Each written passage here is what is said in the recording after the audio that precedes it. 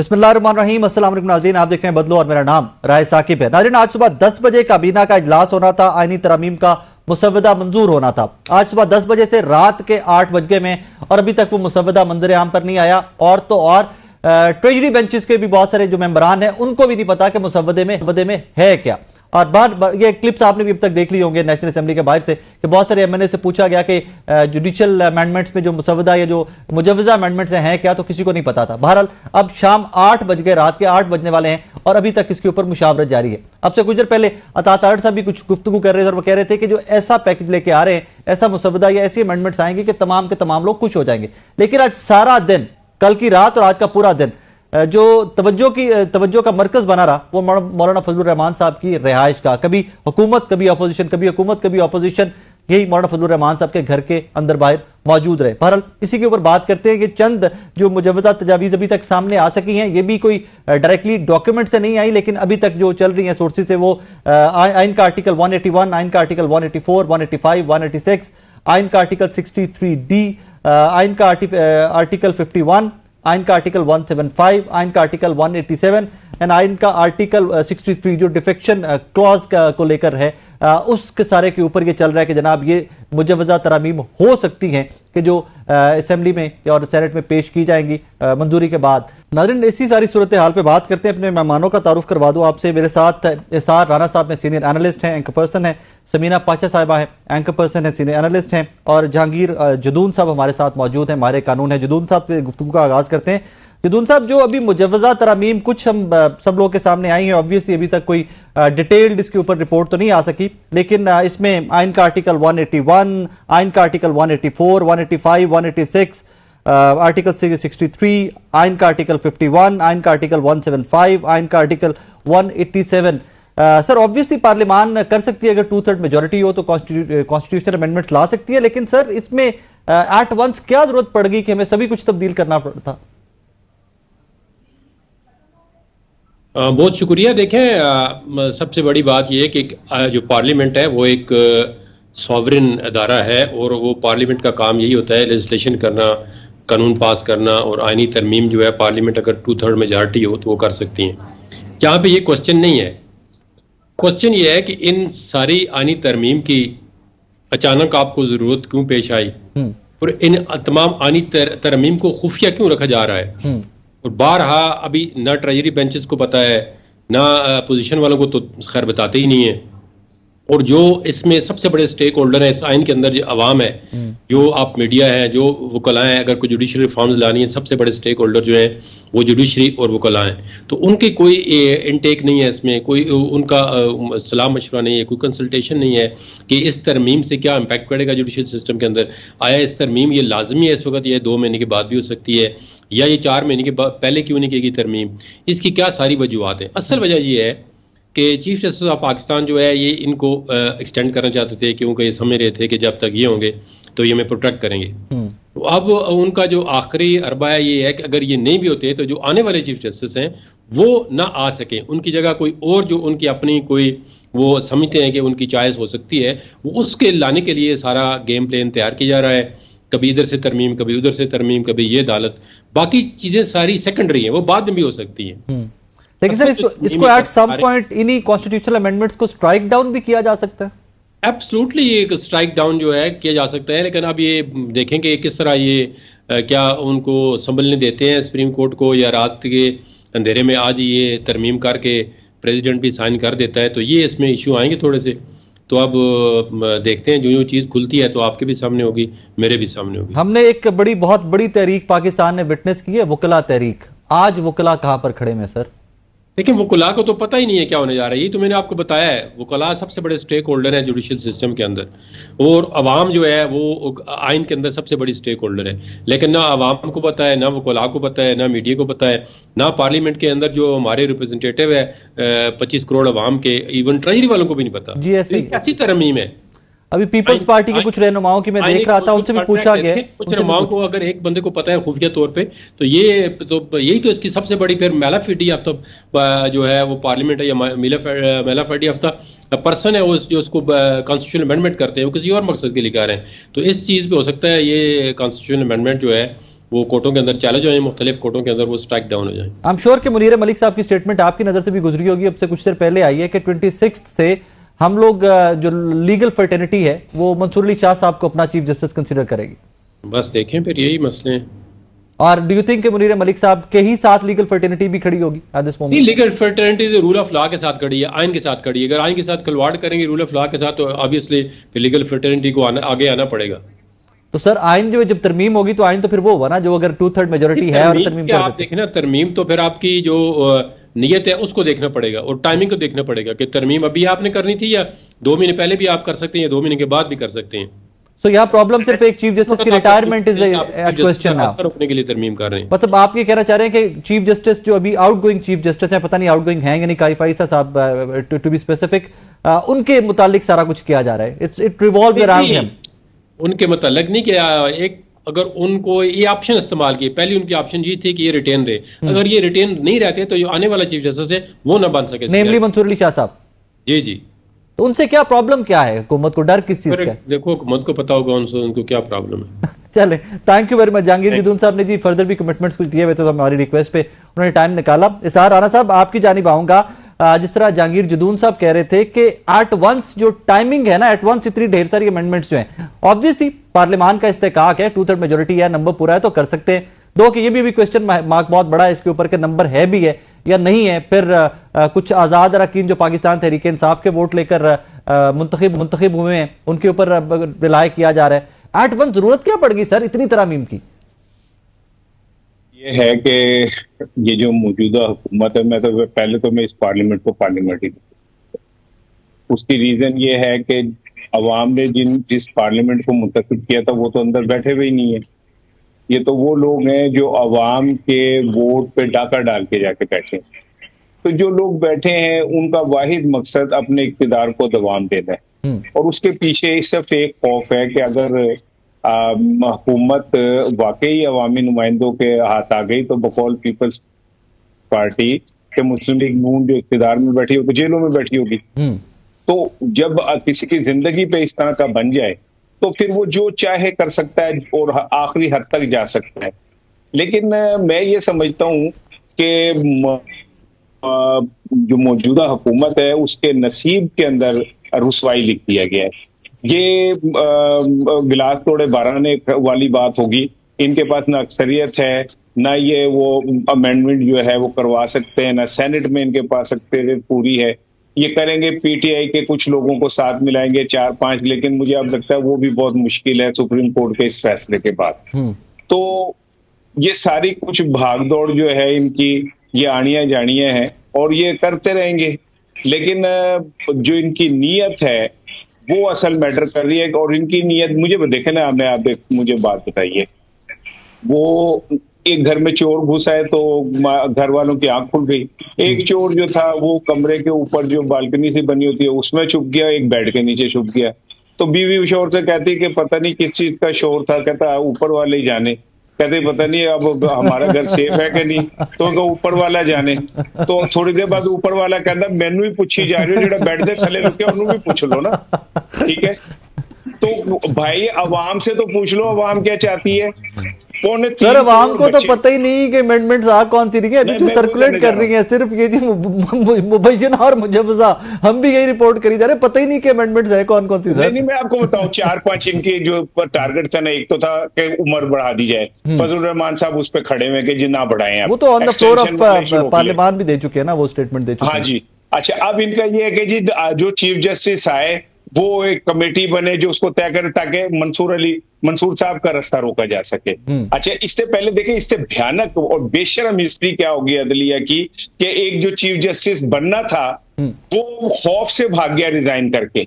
आज तक किसी अदालत ने ये नहीं कहा कि भाई हमारा इतना मोजिज बंदा भाग गया चीफ जस्टिस जिसने बनना था, कौन सा खौफ था, उसे किस चीज से डराया गया कि वो भाग गया। आने वाले चीफ जस्टिस के रास्ते में आप रुकावट डाल रहे हैं। काजी साहब के लिए आपने 2 माह पहले जनाब नोटिफिकेशन कर दिया था कि चीफ जस्टिस होंगे, इसका कर नहीं रहे, ठीक है ना। मुनीब साहब का अब इसके बाद चांस होगा, उनका रास्ता रोकने की कोशिश हो रही है। तो मुझे ऐसा लग रहा है कि पाकिस्तान में आइन एक फौत शुदा चीज है जिसका कोई वजूद नहीं है।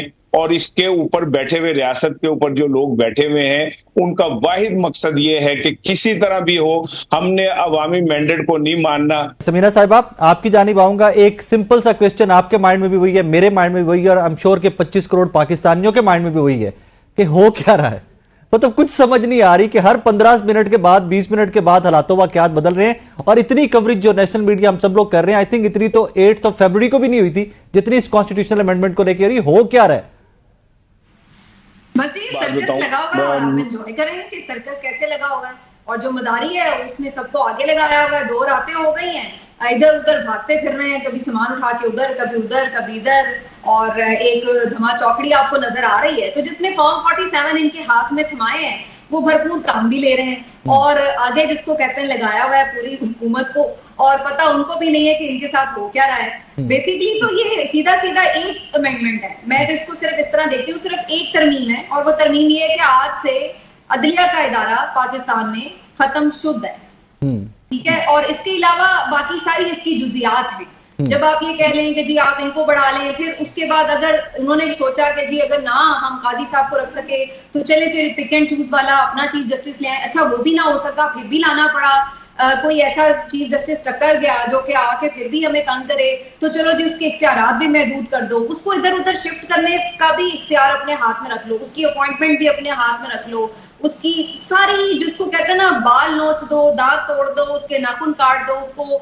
बेबालों पर करके जो है ना वो बिठा दो। तो ये बिल्कुल वो वाली सिचुएशन है। इसलिए मैंने कहा है कि ये एक सिर्फ अमेंडमेंट है, और उसका मतलब है आज से पाकिस्तान में कोई जुडिशरी का वजूद नहीं होगा अगर ये अमेंडमेंट्स हो जाती हैं। बाकी मैं फिर भी इसको खुशाइन समझती हूँ। उसकी वजह ये है कि मुझे ये नजर आ रहा है कि जो 2-2.5 साल से वकला तहरीक सब इंतजार कर रहे थे कि चल क्यों नहीं रही, इंसानी हुकूक की पामालियां हो रही हैं, आइन की पामाली हो रही है, क्यों नहीं चल रही, तो वो मुझे बज़ाहिर अब नजर आ रहा है कि हुकूमत खुद धक्का लगा के शुरू करवाना चाह रही है, इसलिए ये इस किस्म की खुदकुशी करने जा रही है। तो मुझे तो बज़ाहिर ये नजर आ रहा है कि अच्छा है ये कर लें ये तरमीम, ताकि जरा हम देखें कि फिर वो तमाम सेक्टर्स तबकात सोसाइटी के जो अभी तक हमें खामोश नजर आ रहे थे, बहुत सारे मामलात पर चुप साधे हुए थे, तो कोई उनका भी हम वर्जन देख लें। बाकी इस पे क्या डिस्कस करेंगे राय, ये तो अब बड़ा ओपन सीक्रेट है कि इसमें बदनीयती है हुकूमत की, वरना स्टेक होल्डर से मुशावरत होती, वरना अच्छी तरह मीम लेके आ रहे होते तो फिर तो सीना चौड़ा करके रोज बता रहे होते कि देखिए जी हम ये करने जा रहे हैं, वो करने जा रहे हैं। तो इनको पता है कि हम क्या करने जा रहे हैं, इसीलिए मुंह छुपा रहे हैं, क्योंकि इन्हें पता है कि ये जिल्लत है और रुसवाई है जो इनके हिस्से में आनी है। अगर कर लेंगे तब भी, अगर ना करेंगे तब भी। टू बी ऑनेस्ट अभी तक तो सिर्फ बज़ाहिर लग रहा है कि 2 लोगों को पता है क्या होने जा रहा है, एक आजम नजीर तारड़ साहब हैं और एक मोहसिन नकवी साहब हैं। उसके अलावा शायद हुकूमती, जिस तरह जदून साहब भी कह रहे थे, ट्रेजरी बेंचेस को भी नहीं पता कि क्या होने जा रहा है, और अभी तक यही लग रहा है। अभी कुछ देर पहले मैं क्लिप देख रहा था, पार्लियामान का था, वहां पर कुछ पार्लियामेंटेरियन से एक रिपोर्टर बात कर रही थी कि आपको पता है कि तरमीम आ क्या कह रही हैं, उन्होंने कहा जी नहीं हमें भी नहीं पता अभी तक। जी एग्जैक्टली। और मजे की बात यह है कि एमक्यूएम के फारूक सत्तार साहब तो ये कह रहे थे कि हाँ ये अवामी मफाद में तो शायद इतनी नहीं है, लेकिन पहले हम सुना करते थे ना नजरिया जरूरत के तहत अदलिया फैसले देती है, अब नजरिया जरूरत के तहत पार्लियामेंट कानून साजी भी करती है। अब वो ये बिल्कुल वही सूरत हाल है कि मुंह से मान रहे हैं। इमर वली को भी मैं सुन रही थी, वो भी ये कह रहे थे कि अवामी मफाद में तो शायद कुछ नहीं है खास, लेकिन रियासत के लिए बड़ी जरूरत है इस वक्त इसकी, तो रियासत के लिए खड़ा होना चाहिए। अब रियासत ये किसको कहते हैं उसकी एक तशरीह अलग से हो सकती है, लेकिन बुनियादी तौर पर बात वही है कि असल में जो कर रहे हैं उन्हें भी पता है कि हम क्या कर रहे हैं, और चूंकि इस वक्त म्यूचुअल एक बेनिफिट का सिलसिला है, दोनों के मफादात अपने एक दूसरे के साथ जुड़े हुए हैं, चाहे एस्टैब्लिशमेंट और हुकूमत है, तो ये जो है हमें इसलिए नजर आ रहा है कि ये सब अब खुल्लम खुल्ला खेल जारी है। लेकिन मैं अगेन ये समझती हूँ राय कि इसमें कहते ना कि कहीं ना कहीं शर में से भी खैर निकलता है, तो मुझे उम्मीद है कि ये एक दफा कर ले जो इन्होंने करना है, ताकि जो चीज है उसको फिर हम देख लें कि फिर बाकी सोसाइटी कैसे इसके खिलाफ खड़ी होती है। क्योंकि अभी तक तो ये इस तरह से इसको पोर्ट्रे किया जा रहा था कि अभी तक जो कुछ हो रहा है वो पीटीआई के अगेंस्ट हो रहा है, ये पीटीआई की लड़ाई है, वो अपनी लड़ाई खुद ही लड़े। लेकिन अब बात जो है वो अदलिया पे आ गई, और अदलिया के हवाले से मेरा नहीं ख्याल है कि हुकूमत जिस तरह से एक अंडर एस्टिमेट कर रही है पूरी अदलिया को, ये इतनी आसानी से ये सब कुछ डाइजेस्ट कर लेंगे। पहले ये सिर्फ अगर सियासी बहरान था, तो अब ये एक बहुत बड़ा अदालती बहरान अपने लिए खड़ा करने जा रहे हैं। और अभी आप पूछ रहे थे जहांगीर जदून साहब से कि इनको जस्टिस मंसूर अली शाह साहब से क्या मसला है, और वाकई आप हैरान होंगे कि देख के कि अभी तक मंसूर अली शाह साहब कोई अभी न्यूली अपॉइंट तो हुए नहीं, इतने देर से वो फैसले कर रहे हैं सुप्रीम कोर्ट में, लेकिन उनकी प्रेजेंस से किसी को कोई प्रॉब्लम नहीं था।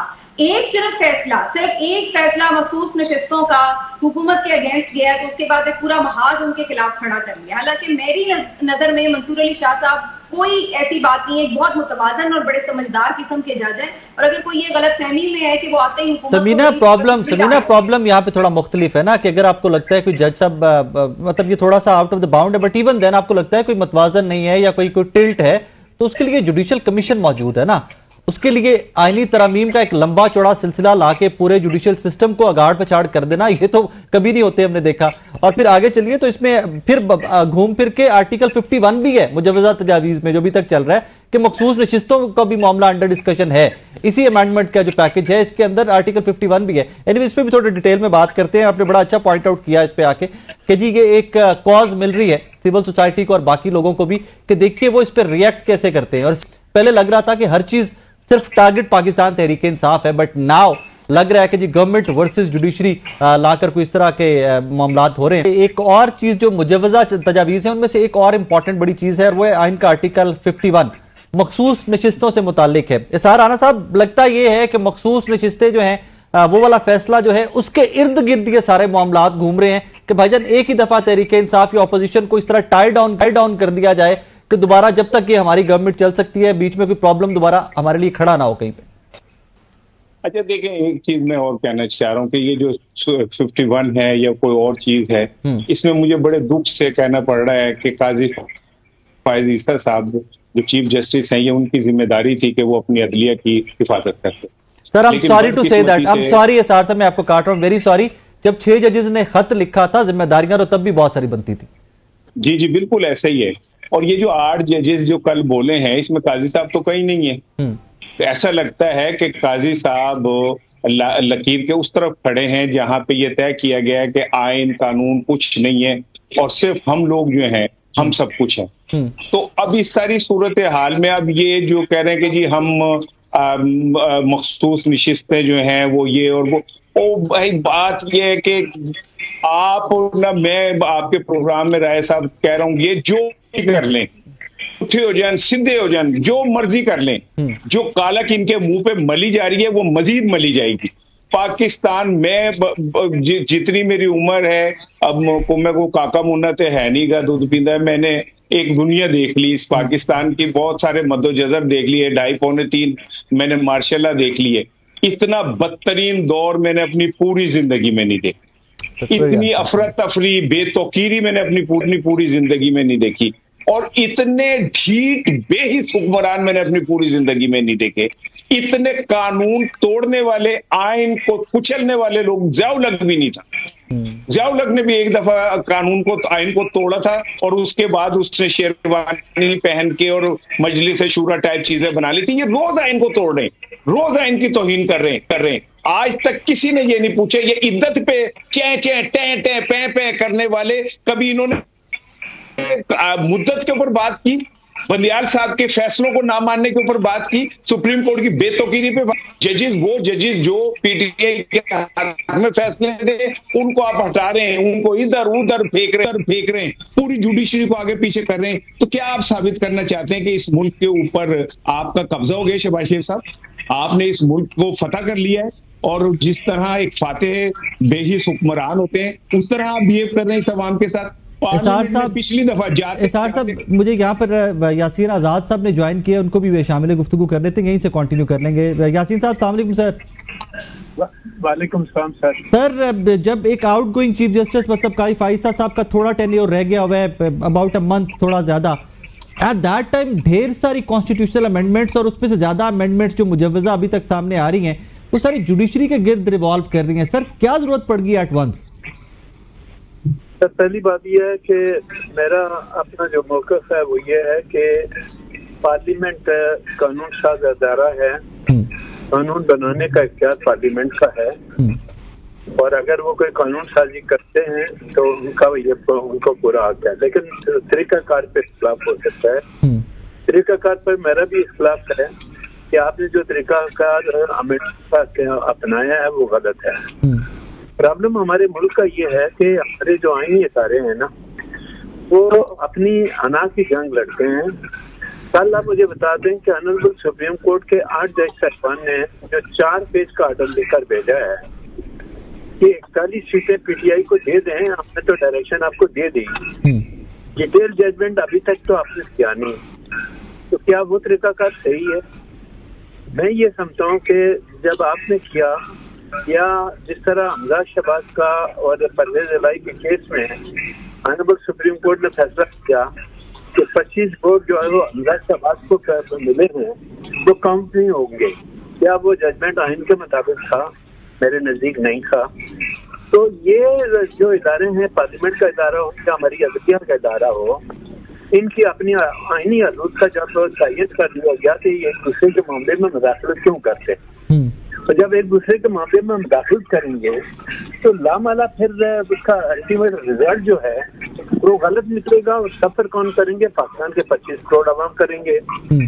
अब मैं और आप इस बात से एग्री करते हैं कि पार्लियामेंट कानून साज इदारा है, सबसे ज्यादा मजबूत इदारा है। मैं हालांकि मजबूत नहीं कहता, लेकिन इसी तरह हमारे अदलिया की जो सूरत हाल है वो भी मेरे नजदीक कोई अच्छी नहीं है। इन हालात में यासीन साहब, हम सॉरी लेकिन एक ज़िमनी सवाल ले लीजिए कि कानून साजी के लिए 2/3 मेजॉरिटी चाहिए। 2/3 मेजॉरिटी गवर्नमेंट के पास नहीं है। ऑपोजिशन का जो पार्लिमानी लीडर है असेंबली के अंदर, वो कहता है कि जनाब हम इस कॉन्स्टिट्यूशनल अमेंडमेंट में वोट नहीं करेंगे। एक साहब वो उस दूसरी पार्टी से उठते हैं, कॉन्स्टिट्यूशनल अमेंडमेंट में वोट कर देते हैं। अभी और जजमेंट इन ऑर्डर है, जजमेंट स्टैंडिंग है, वो वोट काउंट नहीं होगा। तो सर कॉन्स्टिट्यूशनल अमेंडमेंट की हैसियत क्या रह जाती है? That is the question here. क्या वो वोट काउंट होगा? क्या ये वापस सुप्रीम कोर्ट जाएगी, जजमेंट वापस चैलेंज होगी? नहीं, जब आप ये अमेंडमेंट कर लेंगे तो जिस दिन से अमेंडमेंट हो जाएगी उस दिन से तो वो लागू हो जाएगी ना सर। तो पहले 63 डिफेक्शन क्लॉज पे अमेंडमेंट आएगी, आर यू ट्राइंग टू से? हाँ, 63 में भी अमेंडमेंट आ रही है ना सर। अब वो अमेंडमेंट क्या है? और 63 की एक ही या इसकी अमेंडमेंट उन वोटों से आएगी कि जिनके खिलाफ की अमेंडमेंट है कि फ्लोर क्रॉसिंग एंड एवरीथिंग, उन वोटों से अमेंडमेंट आएगी। क्योंकि टाइम टू टाइम जो ऑनरेबल सुप्रीम कोर्ट ने जजमेंट दिए हैं, इसकी वजह से आईनी तौर पर बात चीजें जो हम भी कहते हैं, जिस तरह पीटीआई को आपने 41 सीटें 39 एक दे दी, 41 सीटें और दे रहे हैं, तो वो सीटें तो पीटीआई तो प्रोसीडिंग का हिस्सा ही नहीं थी। सुन्नी इत्तेहाद गया अपने पेशावर हाईकोर्ट में, पेशावर हाईकोर्ट ने आपकी पिटीशन को डिसमिस कर दिया। जब वो पिटीशन सुप्रीम कोर्ट में आई तो आपने तो सिर्फ इस बात का तयन करना था कि क्या सुन्नी इत्तेहाद की पिटीशन जो है वो सही है या गलत है। आपने उठा के एक ऐसी पार्टी को तकरीबन 70-80 सीटें देने का ऐलान कर दिया जिसका वो प्रोसीडिंग का हिस्सा ही नहीं थी। क्या पीटीआई किसी भी सर, फिर हम वही देख रहे हैं ना कि हम 8 फरवरी की बाद की सिचुएशन देख रहे हैं। सुप्रीम कोर्ट की प्रोसीडिंग मैंने भी वो सारी कवर की, लेकिन वो तो 13 जनवरी प्री इलेक्शन में सर्कमस्टांसेस भी डिस्कस हुए थे ना सर, कि किन हालात में इलेक्शन लड़ा तहरीके इंसाफ ने, और कहां पर काजी फाइसा साहब या बाकी जजेस ने कहा कि पार्टी भी खत्म हो रही बल्ले का निशान लेने के बाद। तो वो तो बार बार कहते रहे, सारे जजेस मुत्तफिक रहे कि बल्ले का निशान ले रहे हैं भाई, पार्टी वहां की वहां है, इलेक्शन कमीशन माना नहीं। Sir I am sorry to say, आप मेरी बात को समझने की कोशिश करें जी प्लीज। मेरे नजदीक जब पीटीआई का निशान छीना गया तो पार्टी खत्म नहीं हुई थी जी। पार्टी बहस के रजिस्टर पार्टी के पे इलेक्शन कमीशन ऑफ पाकिस्तान के अंदर मौजूद थी। आप सुन्नी इत्तेहाद के बजाय पीटीआई में शामिल हो जाके और फिर अपनी जंग लड़ते तो आज जो आप बात कहते हैं शायद इसकी जरूरत नहीं। सर सवाल फिर ये आ जाता है कि आरओज ने तो तब मानने से इनकार कर दिया, पाकिस्तान तहरीके इंसाफ के उम्मीदवारान के डॉक्यूमेंट्स तक नहीं लिए इलेक्शन से पहले। देखें आरओ को आप उनके फैसलों को मानने या ना मानने का मामला नहीं है, मामला है आईनी मामला में या तो सुप्रीम कोर्ट इंटरफेयर कर सकता है। सुप्रीम कोर्ट का काम यह है कि वो आइन की किसी शिक का जो है ना वो सेक्रेटरी कर सकते हैं, वो कानून साजी नहीं कर सकते। और जब आपने कह दिया कि 41 आदमी जिनका कुछ ताल्लुक नहीं है और 4 का एक हुक्म जारी कर दिया और आपने कहा कि इनको के लोग इनको दे दो सीट। एक तरफ तो कानून हमारा यह है कि आजाद दिन के अंदर किसी सियासी जमात में जाएगा तो वो आजाद उम्मीदवार सुन्नी इत्तेहाद करेगी, ये जानते हुए भी कि सुन्नी इत्तेहाद पार्लिमानी जमात नहीं है। वहाँ इत्तेहाद में जाने के बाद पीटीआई को ज्वाइन कर लेते ना, किसने रोका था? और उसके बाद आज जो आप लड़ाई लड़ने की आपको जरूरत नहीं पड़ती, तो गलतियों पे आप गलतियां करें और आईन के इदारे एक दूसरे के खिलाफ आगे दफारा हो जाएं और अपनी जंग लड़ने छोड़ें, उसका रिजल्ट तो यही निकलेगा जो इस वक्त हो रहा है। तो मैं इन चीजों को फेवर नहीं करता। मैं कहता हूँ पार्लियामेंट कानून साजी करे, तमाम स्टेक होल्डर को एतमाद में लेके करे। आपके पास 2/3 मेजोरिटी है तो आप 2/3 मेजोरिटी की तो सर प्रॉब्लम है यहाँ पे समीना पाशा साहिबा। तो सवाल फिर एक ही आज वही बनता है कि पाकिस्तान तहरीक-ए-इंसाफ के 3 या 4 आजाद उम्मीदवार जो हैं, जिनमें से एक की तो आई थिंक क्लैरिटी आ गई कि वो पाकिस्तान तहरीक-ए-इंसाफ के साथ ही हैं, बाकियों के ऊपर जो हमारा हुकूमती इत्तेहाद है वो तकिया करे बैठा है। अगर वो वोट कर देते हैं और अब यासीन साहब भी कह रहे हैं कि 63A और डिफेक्शन क्लॉज जो है पहले उसके ऊपर अमेंडमेंट आएगी, how do you see all this? कि क्या पहले से डिसाइड कर लिया गया है कि हॉर्स ट्रेडिंग फिर से होगी इस मुल्क के अंदर, लोग यहां से यहां जाएंगे, पार्टीज तब्दील होंगी, फ्यूचर में टिकट्स का किसी को दिलासा दिया जाएगा, किसी को फंड्स दिए जाएंगे, फिर वापस हम वहीं पे आ गए? जी बिल्कुल, हम वापस वहीं पर आ गए हैं। और जब ये 63A वाला शिक लाया था, पार्लियामेंट में लाया गया था, तो उस वक्त भी जो इसकी बुनियादी वजह थी वो ये थी कि फ्लो क्रॉसिंग को रोका जाए। मैं तो उस वक्त से हैरान हूं कि जब 63A की तशरीह की गई थी उमर अता बंदियाल साहब के दौर में, तो बहुत तूफान उठाया गया था कि जी इन्होंने गलत तशरीह कर दी है और रीराइट कर दिया है और ये तशरीह बिल्कुल गलत है। अब मुझे समझ ये नहीं आता कि फिर उसकी तशरीह और क्या थी। यानी आप ये कहना चाह रहे थे कि भाई वो कर सकते हैं मुखालिफ पार्टी के उम्मीदवार अपनी पार्टी के लाइन के अगेंस्ट जाकर वोट कर सकते हैं, उनका वोट काउंट होगा, तो फिर फ्लोर क्रॉसिंग कैसे रुकती? तो फ्लोर क्रॉसिंग रुकने का तरीका तो यही था कि आप ये कहते हैं, जो कि वो उस वक्त की जो उसकी अभी तक जो टेक्स्ट है उसका वो भी यही कहता है कि डिस्क्वालीफाई होगा।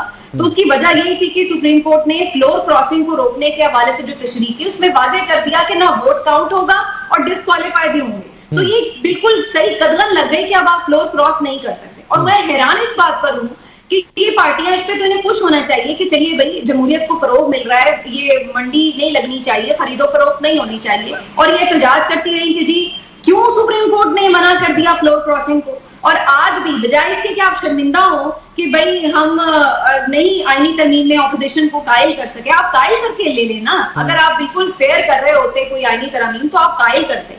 आईनी तरमीम में तो आपको मुत्तफिका तौर पर मंजूर कराना चाहिए, तमाम स्टेक होल्डर से भी, ऑपोजिशन से भी, हुकूमत के तमाम इत्तेहादी जो भी हैं उन सब से भी, और मुत्तफिका तौर पर यह होना चाहिए। ये थोड़ी होना चाहिए कि खुफिया रखकर आप और तोड़ ताड़ के बंदे और कर रहे हो। तो ये मेरा ख्याल है जो हुकूमत ये सीना चौड़ा करके करी ना, हमारे पास नंबर है, ये शर्म का मुकाम है कि आप ये कहें कि हमारे पास नंबर है। आपको शर्म आनी चाहिए कि हमने जी ऑपोजिशन के 2 बंदे चुरा लिए।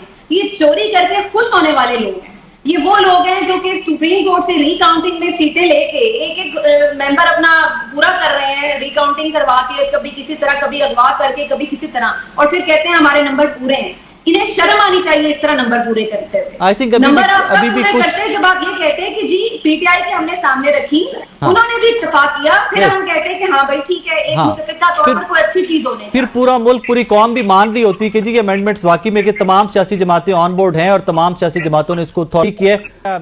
ब्रेक पे जा रहा था तो बीच में सार राणा साहब कह रहे थे शायद वो सारी अमेंडमेंट्स जो हैं, कॉन्स्टिट्यूशनल अमेंडमेंट्स, वो अंग्रेजी में है, शायद इसलिए टाइम लग रहा है। सार राणा साहब ऐसा ही है कि अंग्रेजी में तो ट्रांसलेशन में टाइम लग रहा है? नहीं, जैसे अता तारड़ साहब बता रहे हैं, मुझे उससे तो यही लग रहा है कि एक लफ्ज वो पढ़ रहे हैं और किसी से पूछते हैं कि इस लफ्ज का क्या मतलब है, और फिर उसके बाद उन्हें ये यकीन आता है। मुझे तो ऐसा लग रहा है कि ये अमेंडमेंट फिर उन्होंने बनाई नहीं, ये उनके हाथ में पकड़ा दी गई है। सर रात तक तो यकीन मानने के सुबह 4-5 बजे तक हम सब भी मौलाना फजलुर रहमान साहब के घर के बाहर ही मौजूद रहे, क्योंकि यहाँ वही एक्सपेक्टेड था कि ब्रेक थ्रू को वहां से होगा। आज भी सारे रिपोर्टर वहीं पे हैं, लेकिन रात तक किसी को कुछ नहीं पता था कि व्हाट इज हैपनिंग। और मजे की बात यह है कि अभी तक किसी को कुछ नहीं पता व्हाट इज हैपनिंग। अच्छा, एक्चुअली ना मौलाना फजलुर रहमान साहब को भी पता है कि क्या हो या क्या होने जा रहा है, और यही मौका है कि वो अपना भाव पूरा लगवा और लगवा लेंगे। वो बहुत अच्छे मार्केटिंग मैनेजर हैं अपने खुद, तो वो कर लेंगे। लेकिन अभी जो फ्लोर क्रॉसिंग के हवाले से बात हो रही थी, तो जिन 5-6 लोगों का राय साहब ये कह रहे हैं ना, उनमें से 2 भाई तो लंदन में बैठे हैं, तो वो नहीं आ रहे जी, ऐसे ही है। उन्होंने पता है कि मैं 80 आवांगे तो फड़े जावांगे। जी। तो अब रियाज फतेहाना जो है वो थोड़ा सा डाक उसमें है, लेकिन उनके भी करीबी ज़राए का ये कहना है कि उन्होंने भी अब घर वापस आना है, तो वो ऐसा कुछ नहीं करेंगे कि घर बढ़ने जोगे ना रहेंगे। तो ये इतना आसान ऐसे असलम भी घुम्मन नहीं है। साहब, असलम घुम्मन साहब, वो उनका चल रहा है, कहीं पर कुछ नाम उनका चल रहा था, और वो मुबारक ज़ेब साहब का चल रहा था। मुबारक ज़ेब साहब की तो कुछ देर पहले की फुटेज भी आ गई शाहिद खटक साहब के साथ एंड ऑल। हाँ जी, वो मैं यही कर रहा हूँ ना कि ये इतना फ्लोर क्रॉसिंग भी करवा लें तो इतना आसान नहीं है। कंधा इतनी ऊंची हो गई है ना कि बूहे बारियां तो कंधा टप के भी नहीं आ सकते ये। तो ये मुझे ऐसा लगता है कि फ्रस्ट्रेशन में है, क्योंकि सुप्रीम कोर्ट के परसों के फैसले ने तो एक बात और साबित कर दी कि जुडिशरी भी एक साइड पे खड़ी है और कुछ जजेस ब्रदर एक साइड पे खड़े हुए, और ये इतना आसान नहीं है। ये कर ले, सुप्रीम कोर्ट चली जाएगी बात। सुप्रीम कोर्ट ऑलरेडी इन चीजों के ऊपर चूंकि अपनी वर्डिक्ट दे चुकी है, तो वहां जाके ये फिर खत्म हो जाएगा सारा कुछ। तो बेहतर ये है कि ये अच्छे बच्चों की तरह अपने 100 गड्ढे तो खा लिए हैं, बाकी चीजें ना खाएं, और जो तरीकेकार है उसके मुताबिक चलें। अदरवाइज मैं ये आपको बताऊं, ये कुछ भी कर ले, इन्हें सेनेट में भी नहीं ये पास करा सकेंगे। वहां पर भी एक वोट, सब कुछ कर करा के भी एक वोट की कमी है, और वहां पर इनको मेंगल साहब के 2 वोटों की जरूरत पड़ रही है। तो वो पड़ रही है, और मेंगल साहब ऑलरेडी आपको पता है कि उन्हें पता था आने वाले दिनों में मेरी कीमत लगनी है। वो अचानक उनके अंदर भी जमहूरियत जाग गई और उन्होंने ऐलान कर दिया सारा कुछ। तो ये सारी जो खिचड़ी पक रही है, मैं सब 2 जुमले राय साहब आपसे कहूंगा। इस पिछले जब ये हुकूमत जा रही थी तो आपको याद होगा कि पिछले 15 दिन में कितने बिल पास हुए और पैसे लेके अरकान असेंबली ने पास किए। इससे ज्यादा शर्मनाक मुकाम हो सकता है कोई कि अरकान असेंबली ने पैसे लेके बिल पास करवाए। 6 लोग बैठे, बिल पास हुआ और वो बिल हो गया, इधर पास हुआ इधर हो गया। ऐसी असेंबली जो स्टॉक एक्सचेंज की तरह काम कर रही हो, जहां पे शेयर्स जो हैं उनकी कीमतें बढ़ रही हो, इस असेंबली से हम क्या तवक्को रख सकते हैं? 3.25 करोड़ बच्चे स्कूल नहीं जा सकते, पानी हमारे पास खत्म होने जा रहा है, बिजली का बुरान, गैस का बुरान हमारे सर पे, क्लाइमेट चेंज हमारे सर पे आके खड़ा हो गया, माली बुरान में हम डूब चुके हैं, डूब नहीं रहे, डूब चुके हैं। और हम क्या कर रहे हैं कि फ्लोर क्रॉसिंग किस तरह हो सकती है, हमारा इक्तिदार कैसे बच सकता है। और मुझे अफसोस इस बात का है कि हमारे इस मुल्क के वो जिम्मेदारान जिन्हें ये सब कुछ नजर आ रहा है, वो खामोशी इख्तियार किए। काजी साहब से मुझे कोई उम्मीद नहीं थी पहले दिन भी, और अभी उम्मीद नहीं है। मैं तो इस बात पे हैरान हूं कि अल्लाह ने दौलत भी दी होती है, आपको सब कुछ दिया होता है, और आप छोटी छोटी ख्वाहिशात के लिए अपनी सारी जिंदगी अपना नाम जस्टिस मुनीर के खाते में लिखवा देते हैं, कैकाउस के नाम नहीं लिखवाते, कार्नेलिस के साथ नहीं लिखवाते, आप उधर लिखवा देते हैं। और यही हाल इन लोगों का है।